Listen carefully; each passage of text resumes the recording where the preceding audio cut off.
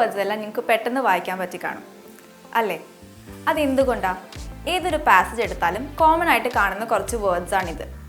ഇങ്ങനെ കണ്ട് ശീലിച്ച വേർഡ്സ് നമുക്ക് ഓട്ടോമാറ്റിക് ആയിട്ട് വായിക്കാൻ പറ്റും. ഇതിനാണ് സൈറ്റ് വേർഡ്സ് എന്ന് പറയുന്നത്. സൈറ്റ് വേർഡ്സ് കുട്ടികളെ റീഡിങ്ങിൽ എങ്ങനെ ഹെൽപ്പ് ചെയ്യും, ഇതിനെ പറ്റിയാണ് ഞാൻ ഇന്ന് പറയാൻ പോകുന്നത്.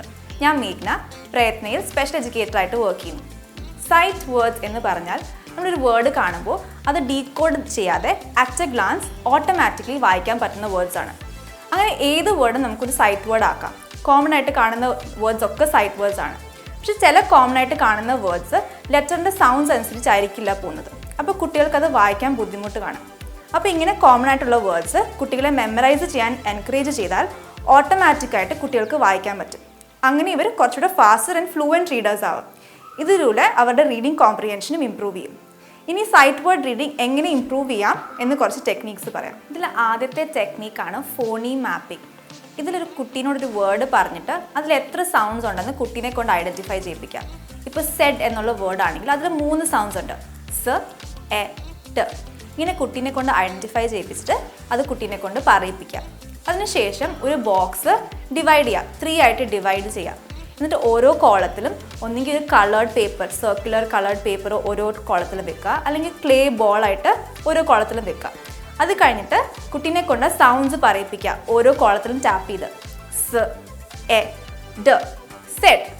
അങ്ങനെ ഒരു 2-3 ടൈംസ് ചെയ്യിപ്പിച്ച് കഴിഞ്ഞിട്ട് ഓരോ സൗണ്ട് റെപ്രസെൻറ്റ് ചെയ്യുന്ന ലെറ്റേഴ്സ് അടിയിൽ എഴുതുക. അപ്പോൾ സ് എന്നുള്ള സൗണ്ട് ആണെങ്കിൽ എസ്, എക്ക് എ ഐ, ഡയ്ക്ക് ഡി. അങ്ങനെ കുട്ടീനെ കൊണ്ട് എഴുതിക്കാം. എന്നിട്ട് ഒരു പേപ്പറും പെൻസിലും കൊടുത്തിട്ട് റിപ്പീറ്റഡ് ആയിട്ട് ഒരു 5 ടൈംസ് എഴുതിക്കുക. ഇങ്ങനെ കുട്ടികളെ കൊണ്ട് ചെയ്യിപ്പിക്കുമ്പോൾ വേർഡ്സ് ഈസിയായിട്ട് മെമ്മറൈസ് ചെയ്യാൻ സാധിക്കും.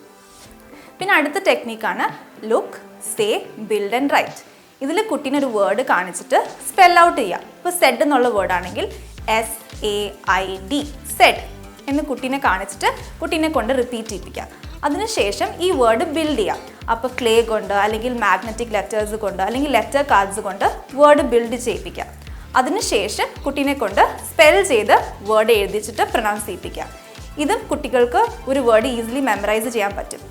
പിന്നെ സൈറ്റ് വേർഡ്സ് പ്രാക്ടീസ് ചെയ്യാൻ വേണ്ടി ഒരു പാസേജിൽ പഠിപ്പിച്ച വേർഡ് ഹൈലൈറ്റ് ചെയ്യിപ്പിക്കുക, അല്ലെങ്കിൽ കളർ ചെയ്യിപ്പിക്കുക, അല്ലെങ്കിൽ സ്റ്റിക്കി നോട്ട്സിൽ വേർഡ്സ് എഴുതിയിട്ട് പിക്ക് ചെയ്യിപ്പിക്കുക. അങ്ങനെ കുറച്ച് ടെക്നിക്സിലൂടെ സൈറ്റ് വേർഡ്സ് പ്രാക്ടീസ് ചെയ്യാം. പിന്നെ ഒരു കാര്യം ശ്രദ്ധിക്കേണ്ടത്, ഏർലി റീഡേഴ്സിന് നമുക്ക് പെർ ഡേ 1 സൈറ്റ് വേർഡ് വെച്ച് സ്റ്റാർട്ട് ചെയ്യാം. പിന്നെ കുട്ടിയുടെ പേസ് ആൻഡ് ലെവൽ അനുസരിച്ച് വേർഡ്സ് കൂട്ടിക്കൊണ്ട് വരാം. പിന്നെ ഫോണിക്സിൻ്റെ കൂടെ പാരലലായിട്ട് നമുക്ക് സൈറ്റ് വേർഡ്സ് പഠിപ്പിക്കാം. എല്ലാവർക്കും സൈറ്റ് വേർഡ്സിനെ കുറിച്ച് മനസ്സിലായെന്ന് വിചാരിക്കുന്നു. Thank you.